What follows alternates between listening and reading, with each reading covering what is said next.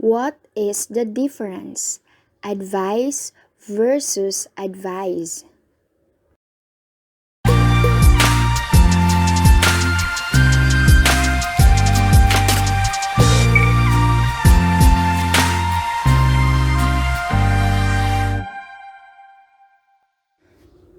Advice and advise are commonly confused because they have almost similar spelling. Many do not realize that they are actually making a huge mistake if they interchange the two words.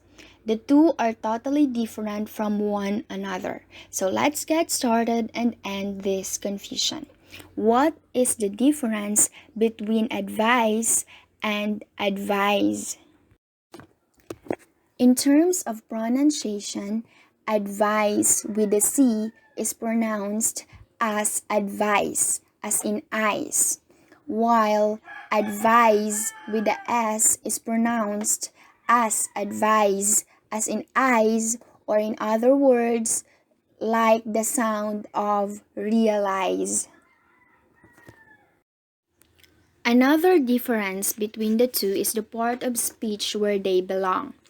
Advice is classified as a noun, which means it may take many roles in sentences such as subject and object. On the other hand, advise is a verb, which means it shows action. The most important difference between the two is their definition or their meaning. Advice, which is a noun, is defined as an opinion or suggestion, while advise, which is a verb, means to give an opinion or suggestion. As you can see, advise is an action. It means to give an opinion or suggestion. I have here example sentences to help you understand the difference between the two. For advice, the noun, my friend gave me advice. For advise, the verb, my friend advised me.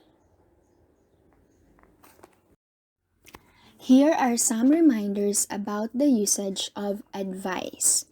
Advice is an uncountable noun. It cannot be counted and it cannot be divided into separate elements. So you cannot add the article an and say an advice. You cannot also add s to make it plural and say advices. An advice and advices are both wrong. Instead, you can use words like piece or pieces and some or any, like piece of advice, pieces of advice, or some advice and any advice. Here are the other forms of advice. Now let's practice. Number 1, I need your advice immediately. So in this sentence, what we need is a noun. The correct answer is advice.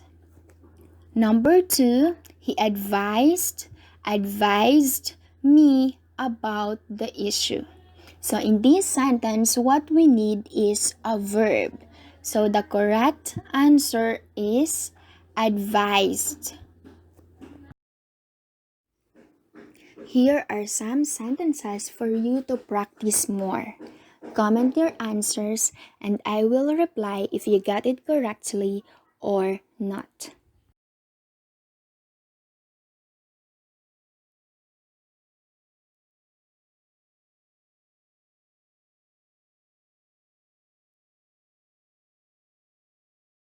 This is the lesson summary.